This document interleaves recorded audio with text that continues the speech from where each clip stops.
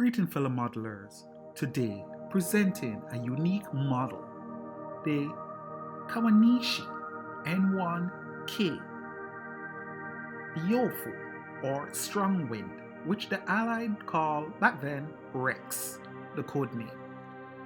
This is a scissor and plane 100 scale series, the first of many, so buckle up my friends and let's begin.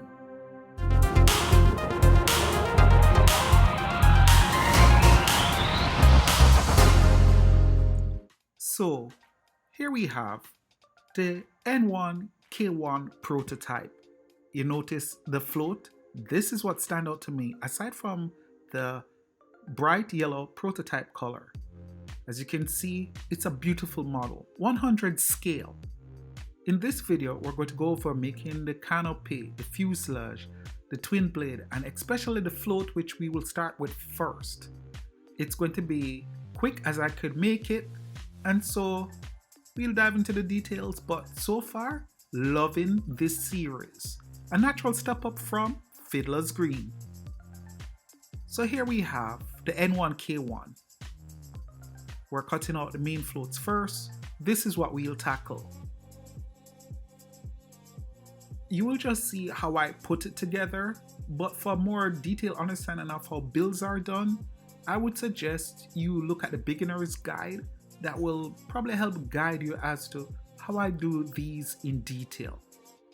So here I'm doing the floats, you fold along the center and you match the top.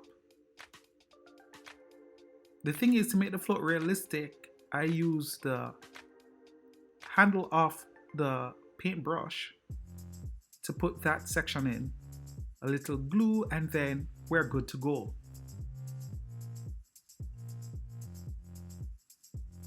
I think what appealed to me about this aircraft, the fact that this was the brother or sister, depending on how you look on it, of the N1KJ, the Sheeden or Violet Lightning, which the Allied during World War II called George. It's a land-based version. So I have the two of them from Scissor and Plane, and I can't wait to get started on them. This is just a guide to help you when you build your own Scissor and Plane model. You see, I'm using a ruler to just check that it is straight. But I really do like the overall look, the size, the shape of it. And I heard that this aircraft was more than a handful for Allied pilots when put in the hands of a capable pilot. Now that we have done the center float or the main float, we're going on now to the wing float, which is basically a repeat of what we did with the center floats. What I find is these models are done to scale and they are accurate. Okay, so the main thing is for you to just look at this and see how to put one together, which is what I love about this kit. Now, what I like about this aircraft is the fact that when it entered service, there were very few of them, right? There were supposed to be about 1,000, including the prototype produced, but with the damage done, only about 415 of them, and they were used very effectively over Taiwan. At the time it was called Formosa, and in the Philippines, and sometime over Okinawa, and it was said that these were proved to be one of the best dogfighting aircraft produced by either side. It was agile, even with its floats, it was a very formidable aircraft. Here you see how I did the prop.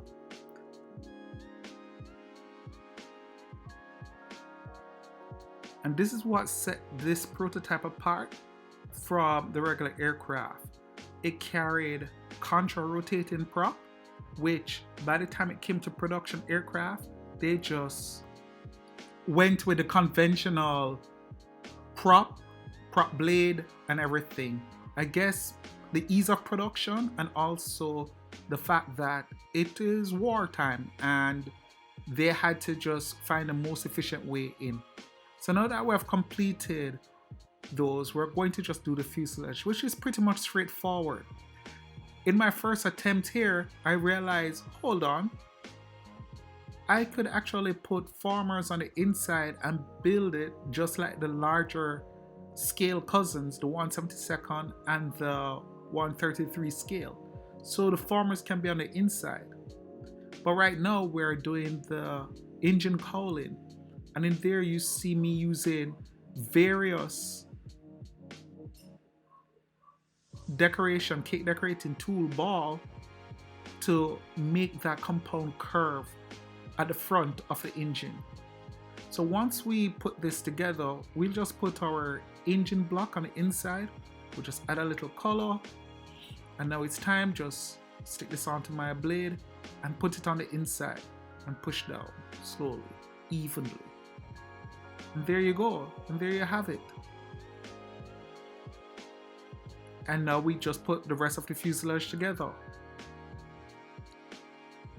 I am just pleasantly surprised by scissor and plane model. This is my very first time doing them, and the fact that it went together so well, so easy.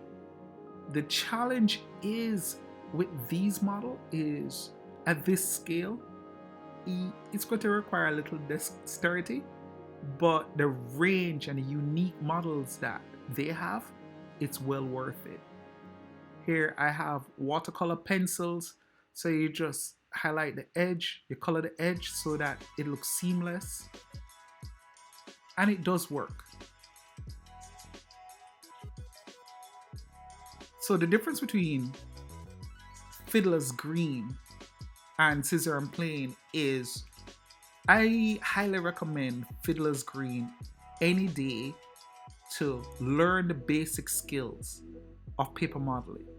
And then for accurate scale, you go to start with the bigger, simpler kits, but these are a beauty and they can be found on the eCard model website. Here you see me now mounting it, the float to the fuselage. Take time to check and look at it. It's coming together so beautifully. Nice. Now we're putting on the fin rudder.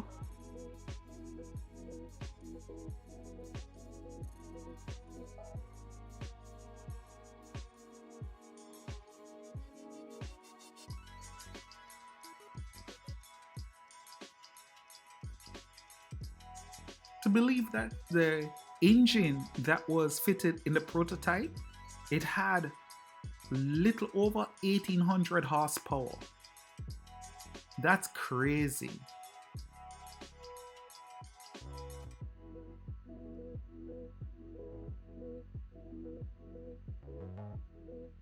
I think what should be a natural follow-up to this eventually in my stable is to just build the George, the N1K2.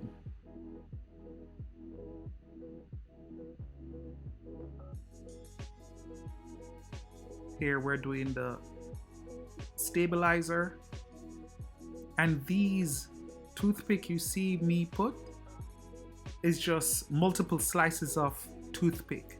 I didn't put the tools needed in this one. I didn't put anything else because I figure from the beginner's guide on the channel, you would have pretty much by now know what tools you would use. Here we go. Making the canopy. Now the paper I print this on is 120 gram sheet. I find it to be the perfect thickness for this size. It works. And you just take your time and make sure you get everything together. At the end of the day, when you finish do this, you can just touch where it needs to be touched up in color. After we cut out our main wing panels, and remember, pretty much most of these techniques you see me doing here is what we learned in the beginner's guide.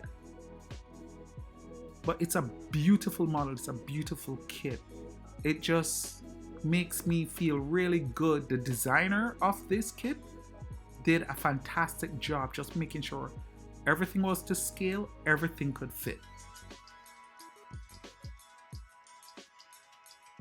Here you go. Now, of course, I put toothpick on both the leading and close to the trailing edge because this helps with two things. One, the slight angle that an aircraft would carry, and two, it would firmly keep the wings in place. So you could call it the structural element for me. Here we just cut off the excess. We put in the spar that belongs to the wing to give it the correct thickness. And then we attach them to the fuselage. Beautiful. Look at it. It just really looks good. I love how fantastic this kit looks. So what sold me on Scissor and Plane? It's a fact that you can find models that you won't find anywhere else, literally. And that's the beauty of it. Because I don't think I would find this in 1/33 scale.